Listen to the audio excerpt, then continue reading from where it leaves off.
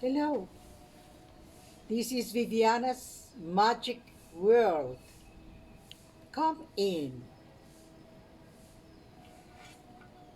telling fairy tales and story tales. This tale was told to me by a beautiful woman who lived far across the Pacific Ocean in Indonesia. Now, she has left us to continue relating her beautiful stories to the angels, and we are still loving her.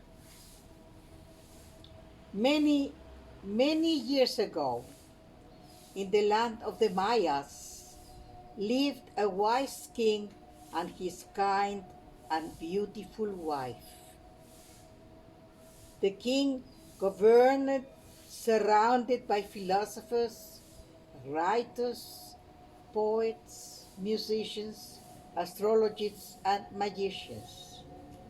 The queen's life overflowed with affection and happiness. One dawn, the lovely queen had a dream. She dreamed a moonbeam illuminated her feet, her entrails, her heart, and her head. She felt within herself a new love, simple and inexpressible. She told her husband of her dream. He rejoiced, for he predicted this to be a good omen. Taking her hand, he gently kissed her forehead, and the months went by.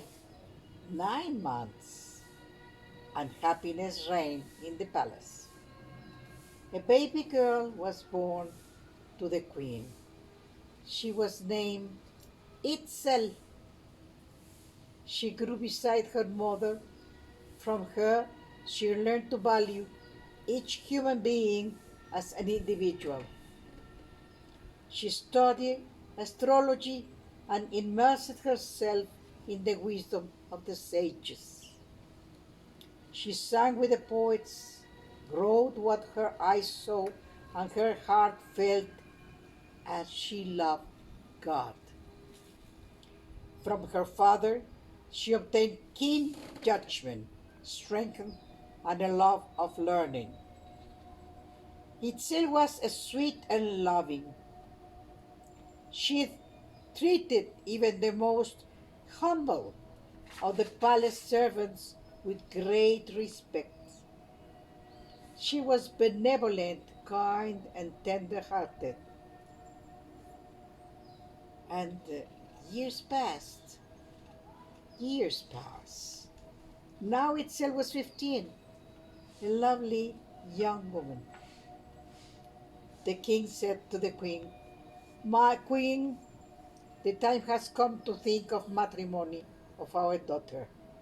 I know of an intelligent, ambitious prince, the only son of a good friend who lives in the palace of Palenque.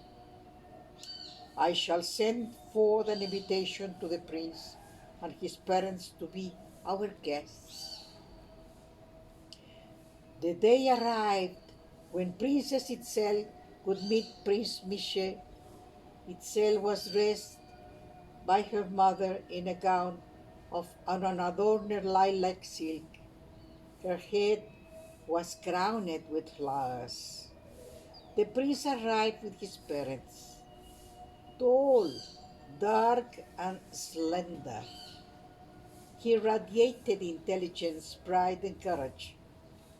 When they met, the prince sought her eyes. Itzel felt a sweet internal shiver. Itzel and Mishe strolled in the garden. The palace, the servants, the flowers, the very wind seized all movement to listen, perhaps to participate. Prince tell Itzel, "Will you be pleased to have me as your companion?" Very pleased, my prince. Above all, I can bring you happiness. The contented parents set the marriage date for early spring. Itself was prepared with great care. She was taught to love and respect God, her own self, her husband, and her children.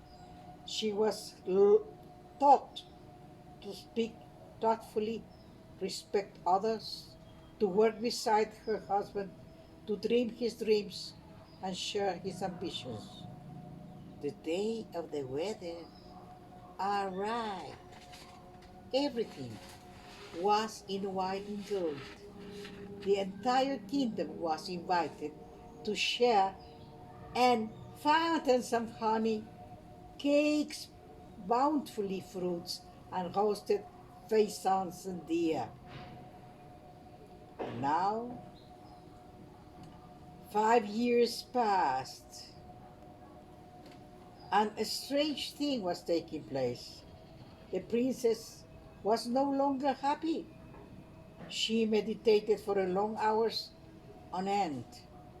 Her face grew more pallid each passing day. Her jet black eyes held a secret, a bitter secret. The prince brought gifts, many gifts. He sent for a rare bird, flowers, golden fish from all America. Itself remained sad, very sad. One afternoon in the garden, tears escaped from the eyes of the princess. Prince Misha ran to her side. What is wrong, my dear princess? I have tried to make you the most joyous of women. I have constructed a grand palace for you. I have dressed you in jewels. Hundreds of slaves attend you, sightless desire. Do I do not make you happy, my love? Itzel lifted tear-stained face and looked at her husband with great tenderness. Misha, my beloved one, I need not gold, nor slaves, nor material goods to make me happy. Aha! Then what is your wish, my little one? I wish you were more spiritual. I'm not spiritual, my dear. I am a man. Itself loving held his hand. You are only concerned with your possessions, your conquests, and those things you can purchase with gold. Your culture is vast, and you own valuable documents and rare manuscripts. I'm certain you love me deeply, but you have neglected your spirit. Princess, I have never seen my spirit. You cannot see it, Misha. Then how can I believe it exists? Because I feel it move and act in me. I cannot understand. Explain me how something you cannot see can move. Can you see the love I feel for you? Yet I know it vibrates in you whenever I'm near. Is that not so? Yes, my princess, it's true. Misha was pensive. Then, as if that sole phrase had placed him in a circle of light, he asked, what must I do? I know not. I, if I did, I would be your guide. You must follow the dictates of your internal master. Only he is sure of the path you must follow. But I shall wait. I shall wait all the time that is necessary. My dear, my dear princess, Are you asking me to abandon you? I am begging you to find yourself. Only then our love can be eternal. Let it be. I love you so much, my itself. I shall do whatever you ask. When I am worthy of you, I shall return. Before sunrise, the prince left the castle and his loved one. He mounted his best steed and carried food and gold in abundance. But listen, the seasons changed many times, and Misha continued seeking. He was no longer rich. Barefoot, he roamed hamlets, mountains, and valleys. He performed humble tasks for a bowl of soup or some seeds. He had changed. He was thin. He bathed in the streams and ate wild herbs and roots. He suffered greatly. He cried alone. One day, completely fatigued, he spied the footsteps of a hoofed animal. Thinking it to be a deer, he followed it to a cave. It was dark and humid. He entered. Firewood burned on the floor, and next to the fire was a strange creature. Slept. Half his body resembled a goat. From the waist up, he had the form of a man. His ears were pointed, his eyes huge, and his hair stood on an end. Oh, a fawn! The creature opened his eyes and with a gesture invited the prince to sit down. My prince, why do you keep wandering? I'm not wandering, my friend. I'm searching. Ah, was it not your wife who sent you into exile? You should not allow yourself to be ruled by a woman. Every inch in you is a prince, but now you appear before me as a beggar. Don't be fooled. What is important is your power and the wisdom to apply it. Your possessions, your slaves, your richness. Aha! Return to your kingdom. You are powerful. I know you are. Sleepless the prince felt that the meadows, the wind, fire, and water slipped in and out of his heart and his mind all night long. At dawn, Misha had resolved to continue his search. Extending his hands, he looked straight into the eyes of the fawn. Thank you, my friend. You have helped me a great deal. I know that everything material is wonderful to have after, but I have to conquer the spiritual. The priest continued his journey. He came to a river bank. Drinking the crystal water from his cupped palms, he saw an emerged mountain in the distance. It was so high, a crown of clouds encircled the peak. He hesitated. Uh, Let me see. What is the use of climbing? I'm tired, completely tired. Aha! An image of itself, the princess, radiating faith and joy, appeared before the eyes and said, Go on, my love. I'm still waiting. The prince started uphill. Several times he almost fell. Fatigue was gaining hold. Only his love sustained him. The sun was fading when he finally perceived the flame of a pure and perfect love from the most pure and perfect of beings. He said, "Oh dear God, is this you?" He felt small, at the same time huge, as he drew closer to God.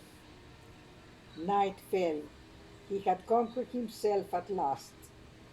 Early the next morning he descended with the rising sun. He wanted to be home. He walked and walked and walked and walked. Passing through a coconut grove, he admired the tempting fruit.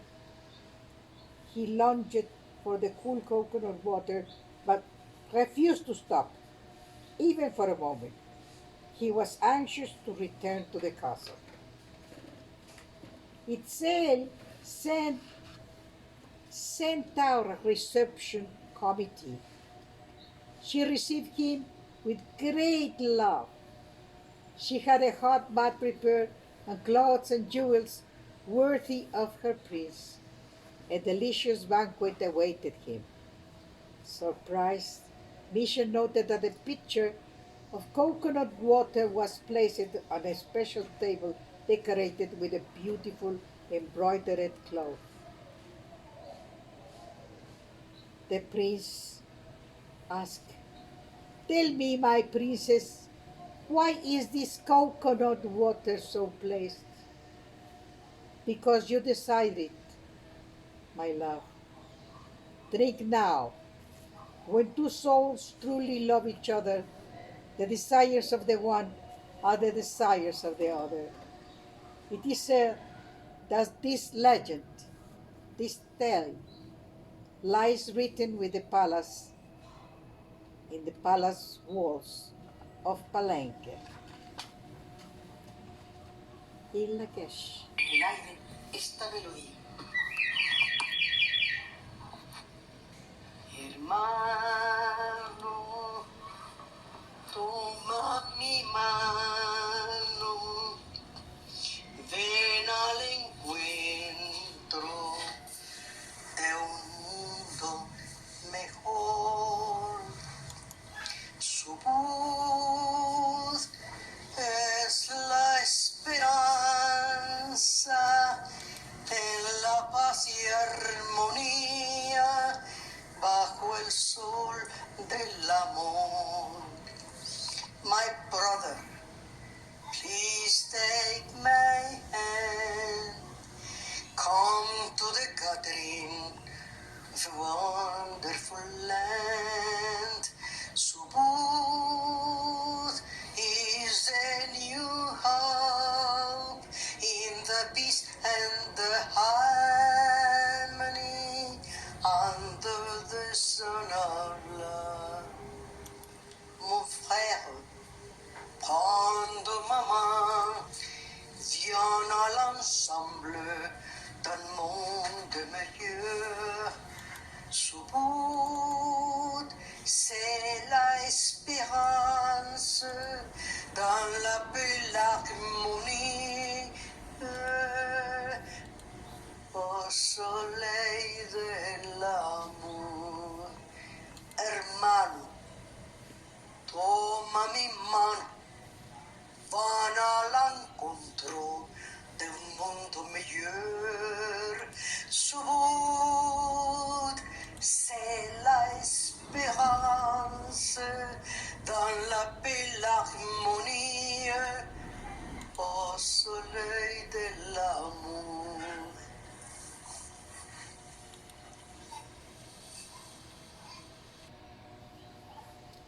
Gracias a Dorothy Prats por haber traducido este cuento hermoso. Gracias a mi hermano Hanman por haber cantado la canción que fue inaugurada en Huaxtepec en un Congreso Mundial Subud hace algunos años. Hermano, toma mi mano y ven al encuentro de un mundo mejor. Subud es la esperanza en la paz y armonía bajo el sol del amor. Gracias.